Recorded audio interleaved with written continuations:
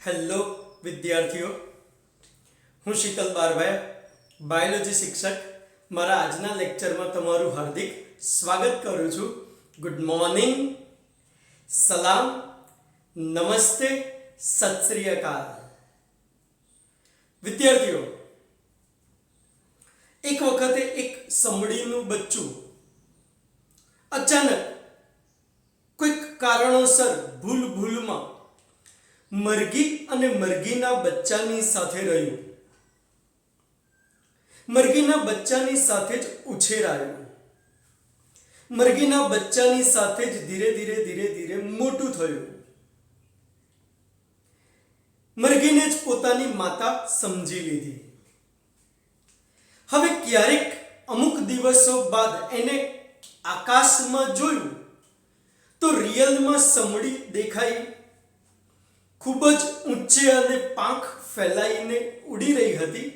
એટલે એ સમડીના બચ્ચાએ મરઘીને પૂછ્યું કે મમ્મી, જોને આકાશમાં કેટલું મોટું, કેટલું વિરાટ, કેટલું બ્યુટીફુલ, કેટલું ટેલેન્ટેડ પક્ષી ઉડી રહ્યું છે. એટલે એની માતાએ એક જ શબ્દ કીધો અને એને ચૂપ કરી દીધી કે બેટા, એ તો સમડી છે, એ બધું જ કરી શકે. અને આપણે તો રહ્યા મરઘીના બચ્ચા. આપણે તો ઉડી બી ના શકીએ, આપણે તો કશું જ કરી ના શકીએ.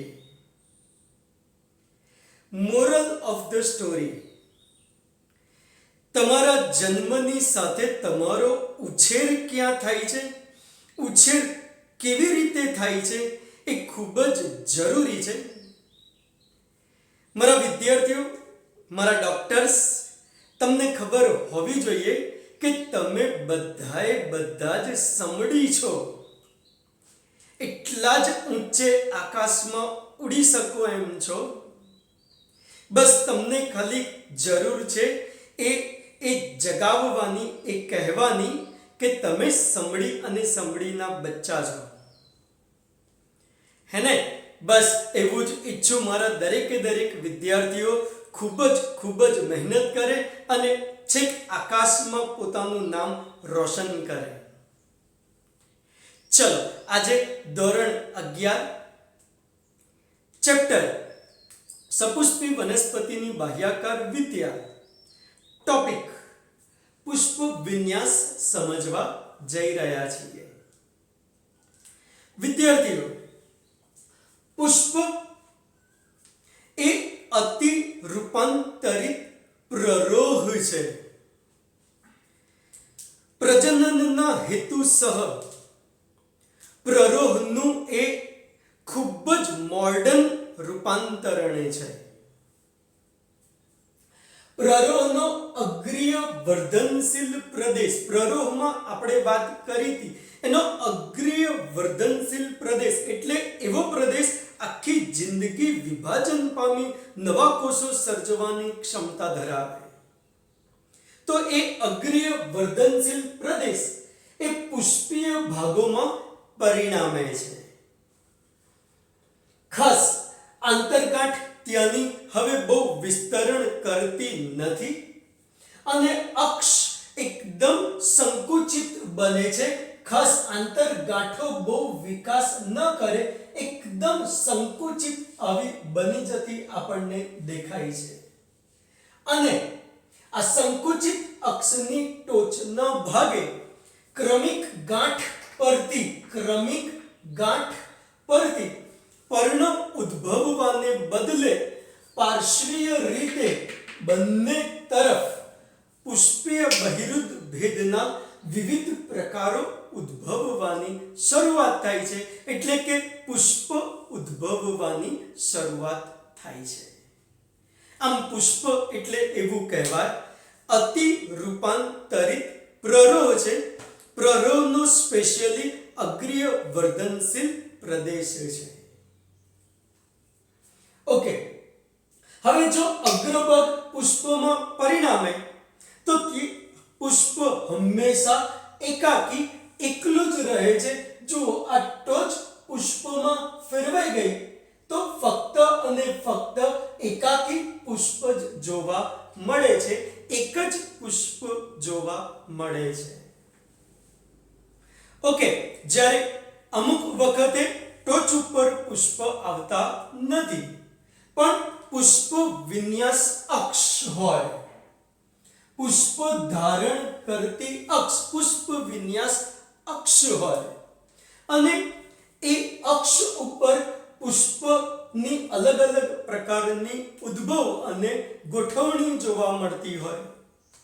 પુષ્પ વિન્યાસ અક્ષ પર પુષ્પનો ઉદ્ભવ, પુષ્પની ગોઠવણી જુઓ, આ ઉદ્ભવ અને એની ગોઠવણી જેને કહેવામાં આવે છે પુષ્પ વિન્યાસ. વિદ્યાર્થીઓ શું કહીશું? પુષ્પ વિન્યાસ અક્ષ પર પુષ્પનો ઉદ્ભવ અને પુષ્પની ગોઠવણી જેને કહેવાય છે પુષ્પ વિન્યાસ. ઓકે, આ પુષ્પ વિન્યાસના બે પ્રકાર છે, અપરિમિત પુષ્પ વિન્યાસ અને પરિમિત પુષ્પ વિન્યાસ. ખાસ પુષ્પ ક્યાં ઉગે છે? ટોચના ભાગ પુષ્પમાં પરિણામે છે કે પાર્શ્વીય તરફ ગાંઠ પરથી સતત પુષ્પનો ઉદ્ભવ થાય અને એના લીધે પુષ્પ અક્ષનો વિકાસ રૂંધાતો ન હોય, એ સતત વૃદ્ધિ અને વિકાસ કરતી દેખાતી હોય. આવી બધી બાબતોના આધારે પુષ્પ વિન્યાસના પ્રકારો આ પાડેલા છે. ખ્યાલ આવે છે વિદ્યાર્થીઓ? ખાસ ટોચના ભાગે પુષ્પ ઉદ્ભવે છે કે આજુબાજુમાં પુષ્પ ઉદ્ભવે અને આ અક્ષનો વિકાસ રૂંધાતો ન હોય, આ અક્ષ સતત અને સતત વિકાસ પામતી જ જતી હોય, એવી બાબતોને લઈને આ બે પ્રકાર અહીંયા પાડેલા છે. જેમાં અપરિમિત પુષ્પ વિન્યાસમાં મુખ્ય અક્ષ સતત વિકાસ પામતો જ રહે છે, કારણ કે અહીંયા પાર્શ્વીય તરફ અને અગ્રાભિવર્ધી ક્રમમાં પુષ્પનો ઉદ્ભવ જોવા મળે. એટલે કે પાયાના ભાગે પહેલા ઉદ્ભવે, પછી ઉપર, પછી ઉપર, પછી ઉપર, એમ અગ્રાભિવર્ધી ક્રમમાં પુષ્પનો ઉદ્ભવ જોવા મળતો હોય છે. જ્યારે પરિમિત પુષ્પ વિન્યાસમાં મુખ્ય અક્ષની ટોચ એ પુષ્પમાં રૂપાંતરિત થઈ જતી હોય છે, ટોચ પુષ્પમાં રૂપાંતરિત થઈ જાય છે, એટલે ખાસ પછી મુખ્ય અક્ષની વૃદ્ધિ થતી નથી, વૃદ્ધિ મર્યાદિત થઈ જાય છે. અને અહીંયા જે કોઈ પણ પુષ્પ આવશે એ તલાભિસારી ક્રમમાં ઉદ્ભવશે, એટલે ઉપરની તરફ પહેલા, પછી નીચેની તરફ, પછી નીચેની તરફ, પછી નીચેની તરફ, પછી નીચેની તરફ. ઓકે, આ બે મુદ્દાના આધારે અહીંયા પ્રકાર પાડેલા છે. વિદ્યાર્થીઓ, ચલો એમાં અપરિમિત પુષ્પ વિન્યાસ સમજવા જઈએ. અપરિમિતમાં એક પુષ્પ વિન્યાસ અક્ષ હોય છે, જ્યાં અગ્રાભિવર્ધી ક્રમમાં પુષ્પ ઉદ્ભવેલા હોય છે, જેના અલગ અલગ પ્રકાર છે, જેમ કે કલગી. જો વિદ્યાર્થીઓ અહીંયા પુષ્પ વિન્યાસ અક્ષ પર અગ્રાભિવર્ધી ક્રમમાં સદંડી દાંડી સાથેના પુષ્પ ઉદ્ભવેલા છે, એને કલગી કહેવાય. ઉદાહરણ તરીકે રાઈ અને ગલતોરો, જેના પુષ્પ આ રીતે ઉદ્ભવતા હોય છે. બીજું શુકી, અહીંયા પુષ્પ વિન્યાસ અક્ષ પર અગ્રાભિવર્ધી ક્રમમાં જ પુષ્પ ઉદ્ભવે, પણ આવા પુષ્પ અદંડી છે, અહીંયા દાંડી હોતી નથી. ઉદાહરણ તરીકે અંધેડી વનસ્પતિમાં આપણને આવો પુષ્પ વિન્યાસ જોવા મળે છે. નિલંબ શુકી, અહીંયા પુષ્પ વિન્યાસ અક્ષ એટલે કે પુષ્પ ધારણ કરતી અક્ષ એ નબળી છે, એટલે એ લટકતી છે, જેના પર અદંડી અને એકલિંગી પુષ્પ આવે છે, કાં તો નર પુષ્પ હોય કાં તો માદા પુષ્પ હોય. ઉદાહરણ તરીકે શેતુર અને બિલાડ ગુચ્છમાં આવું જોવા મળે છે. ત્યાર પછી માનસન શુકી, જેમાં પુષ્પ વિન્યાસ અક્ષ એ માસલ અને દળદાર બને છે. અહીંયા પણ અદંડી પુષ્પ હોય છે. અહીંયા પણ પુષ્પ એકલિંગી જ હોય છે. ઉપરની તરફ નર પુષ્પ આવતા હોય, નીચેની તરફ માદા પુષ્પ આવતા હોય અને બેની વચ્ચે ક્યારેક ક્યારેક વંધ્ય પુષ્પ પણ જોવા મળી જતા હોય. આવી અક્ષ નિપત્રથી ઢંકાયેલી પણ રહેતી જોવા મળેલી છે. ઓકે, ઉદાહરણ તરીકે કેળ અને અળવીમાં આપણને આવું કંઈક જોવા મળતું હોય છે. વિદ્યાર્થીઓ, છત્રક જ્યાં પુષ્પ વિન્યાસ અક્ષની ટોચ સંકુચિત બને છે અને છત્રીના સળિયાની જેમ બધી જ દિશામાં પુષ્પ ઉદ્ભવતા આપણને જોવા મળેલા છે. અહીંયા નિપત્રોનું બનેલું નિચક્ર પણ જોવા મળ્યું છે. નિપત્ર એટલે કે જે પત્રની નજીકથી પુષ્પ ઉદ્ભવે. તો આવા નિપત્રો પણ અહીંયા આપણને જોવા મળ્યા છે. ઉદાહરણ તરીકે ડુંગળી અને વડિયારી કહી શકીએ છીએ. પુષ્પનું સૌથી મોડર્ન સ્વરૂપ સ્તબક, જ્યાં આ પુષ્પ વિન્યાસ અક્ષ એ ચપટો બિંબ જેવો બનેલો છે, જેની કેન્દ્રમાં અદંડી પુષ્પ છે. એને બિંબ પુષ્પક કહેવાય છે અને એની કિનારી તરફ સદંડી પુષ્પ ઉદ્ભવેલા હોય છે, જેને કિરણ પુષ્પક તરીકે આપણે ઓળખાવીએ છીએ. તો વચ્ચે બિંબ પુષ્પક હોય, આજુબાજુમાં કિરણ પુષ્પક ત્યાં આપણને જોવા મળી જતા હોય છે. એવું જ તોરો, આ એક કલગીનું જ સ્વરૂપ છે. ફરક ખાલી એટલો છે, જ્યારે અગ્રાભિવર્ધી ક્રમમાં પુષ્પો ઉદ્ભવે તો સૌથી નીચેના પુષ્પનો પુષ્પદંડ એ ખૂબ જ લાંબો હોય છે અને ક્રમશઃ દરેક ગાંઠમાંથી હવે પુષ્પ આવશે, જેના પુષ્પદંડ એ ધીરે ધીરે નાના થતા હોય છે. એટલે સપાટી પર જુઓ તો એક જ લાઈનમાં બધા જ પુષ્પ ઉગેલા આપણને દેખાતા હોય છે. ખાસ પક્ષીઓને આટલા બધા ફૂલો દેખાય એટલે પરાગનયન માટે એ આકર્ષાઈ જતા હોય છે. વનસ્પતિને ખાસ પુષ્પને પરાગનયનનો લાભ મળી જતો હોય છે. ઉદાહરણ તરીકે ક્રુસિફેરી કુળ. કયું? ક્રુસિફેરી કુળમાં આપણને આવો પુષ્પ વિન્યાસ જોવા મળે છે. તો ખાસ અપરિમિત પુષ્પ વિન્યાસમાં કલગી, સૂકી, નીલમ સૂકી, માસલ સૂકી, છત્રક, સ્તબક, તોરો અને આવા બીજા ઘણા બધા પ્રકાર જોવા મળતા હોય છે. Okay, clear? સરસ ડાયાગ્રામ દોરી દેવાના છે. ક્લાસ બુકમાં આ બધું જ લખી પણ લેવાનું છે. વિદ્યાર્થીઓ, હું જેટલું પણ બોર્ડ વર્ક કરું છું, જેટલા પણ ડાયાગ્રામ દોરું છું, તમારે એક ક્લાસ બુકમાં અને હોમવર્કની બુકમાં, બેવ બુકમાં એક વખત વર્ક કરવાનું છે. અને વર્ક જો તમને ગમતું જાય તો લાઈક પણ આપવાની છે, સરસ કોમેન્ટ્સ પણ કરવાની છે અને વિદ્યા એક દાન છે, જેટલાને શક્ય હોય એટલાને આ શેર પણ કરવાનું છે. ઓકે વિદ્યાર્થીઓ, હવે આપણે સમજવા જઈ રહ્યા છીએ પરિમિત પુષ્પ વિન્યાસ. અહીંયા પુષ્પ વિન્યાસ અક્ષ ની ટોચ પુષ્પ ધારણ કરતી પુષ્પધરીની ટોચ ઉપર પુષ્પ ખીલે છે. પુષ્પ વિન્યાસ અક્ષની ટોચ એ પુષ્પ ધારણ કરે છે. એટલે આ પુષ્પ વિન્યાસનો વિકાસ રૂંધાઈ જાય છે, સીમિત થઈ જાય છે, મર્યાદિત થઈ જાય છે, પરિમિત થઈ જાય છે. એટલે જ તો એનું નામ પરિમિત પુષ્પ વિન્યાસ રાખેલ છે. જેને એક પ્રકાર કહીએ તો એકાકી પરિમિત પુષ્પ વિન્યાસ.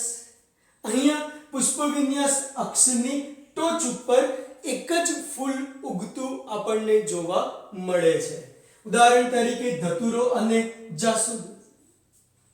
ત્યાર પછી કહીએ તો એક શાખી, એટલે કે કોઈ એક પુષ્પ વિન્યાસ અક્ષની ટોચ ઉપર પુષ્પ ખીલે એ પહેલા નીચેના પર્ણની કક્ષ કલિકામાંથી નવી પુષ્પ વિન્યાસ અક્ષ ધારણ થાય છે. એની ટોચ ઉપર પણ પુષ્પ ખીલે એ પહેલા નીચે આવેલા પર્ણની કક્ષમાંથી એક નવી જ પુષ્પ વિન્યાસ અક્ષ ધારણ થાય છે. આમ દર વખતે એક જ અક્ષ એક જ શાખા ધારણ કરે છે એટલે એનું નામ છે એક શાખી પરિમિત પુષ્પ વિન્યાસ. જેના પાછા બે પેટા પ્રકાર છે, એક તો વિકસી એક શાખી પરિમિત પુષ્પ વિન્યાસ અને ઉભયતો વિકસી એક શાખી પરિમિત પુષ્પ વિન્યાસ. એક તો વિકસીમાં જુઓ વિદ્યાર્થીઓ એટલે તમને આઈડિયા આવે. પુષ્પ વિન્યાસ અક્ષની ટોચ ઉપર પુષ્પ ખીલે એ પહેલા નીચેના પર્ણમાંથી એક નવી જ શાખા તૈયાર થાય છે. આ રીતે આવતી શાખા કાં તો ડાબી બાજુ હોય તો ડાબી ડાબી ડાબી ડાબી તરફ જ વૃદ્ધિ કરે અથવા જો જમણી તરફ આવી હોય તો જમણી જમણી જમણી જમણી તરફ જ વૃદ્ધિ કરે. એક જ તરફ વિકસે એટલે એનું નામ છે એક તો વિકસી, એક જ શાખા વિકસે છે એટલે એક શાખી પરિમિત પુષ્પ વિન્યાસ. ઉદાહરણ તરીકે હેમેલિયામાં આ રીતે પુષ્પ ખીલતા જોવા મળેલા છે. પછી ઉભયતો વિકસીમાં કહીએ તો પુષ્પ વિન્યાસ અક્ષની ટોચ ઉપર પુષ્પ ખીલે એ પહેલા નીચેના પર્ણમાંથી એક શાખા વિકસે છે. આવી શાખા જો ફર્સ્ટ ટાઈમ ડાબી બાજુ વિકસી હોય તો સેકન્ડ ટાઈમ જમણી બાજુ, ફરી પાછી ડાબી બાજુ, ફરી પાછી જમણી બાજુ, ડાબી બાજુ, જમણી બાજુ, આમ બંને તરફ ઉગતી આપણને જોવા મળી જાય છે. એટલે એનું નામ ઉભયતો વિકસી એક જ શાખા ઉદ્ભવે એટલે એક શાખી પરિમિત પુષ્પ વિન્યાસ કહેવાય છે. ઉદાહરણ તરીકે હાથી સૂંઢી લઈ શકીએ છીએ. દ્વિશાખી જેમાં પુષ્પ વિન્યાસ અક્ષની ટોચ ઉપર પુષ્પ ખીલે એ પહેલા નીચેના પર્ણ આગળથી દોહિત્ર શાખાઓ બે શાખાઓ નીકળતી હોય છે. આવી શાખાની ટોચ ઉપર પણ પુષ્પ ઉદ્ભવે એ પહેલા નીચેના પર્ણોમાંથી ફરી પાછી દોહિત્ર એટલે કે બે શાખાઓ નીકળે છે. દર વખતે બે શાખા નીકળે એટલે એનું નામ દ્વિશાખી પરિમિત પુષ્પ વિન્યાસ છે. ઉદાહરણ તરીકે જુઈ, પારિજાતક અને ગુલબાસ વનસ્પતિમાં આપણને આવું જોવા મળે છે. જ્યારે બહુશાખી પરિમિત પુષ્પ વિન્યાસમાં પુષ્પ વિન્યાસ અક્ષની ટોચ પર પુષ્પ ખીલે એ પહેલા નીચેના પર્ણોમાંથી બે કરતા વધારે શાખાઓ નીકળે. બે કરતા વધારે શાખાઓ નીકળે એટલે તો એનું નામ બહુશાખી પરિમિત પુષ્પ વિન્યાસ છે. ખ્યાલ આવે છે વિદ્યાર્થીઓ? ઉદાહરણ તરીકે કહીએ તો આંકડો અને લાલ કરેણ આપણે લઈ શકીએ છીએ. આમ આપણી એનસીઈઆરટી ની બુક, ગુજરાત ગવર્મેન્ટની બુકમાં ડિટેલ્સ આપેલી નથી વિદ્યાર્થીઓ, પણ આ ડિટેલ્સ જાણવી જરૂરી છે. ખાસ દરેકના ઉદાહરણ યાદ રાખવા ખૂબ જ જરૂરી છે. નીટમાં આ ક્વેશ્ચન્સ આવી શકતા હોય છે. Okay, clear?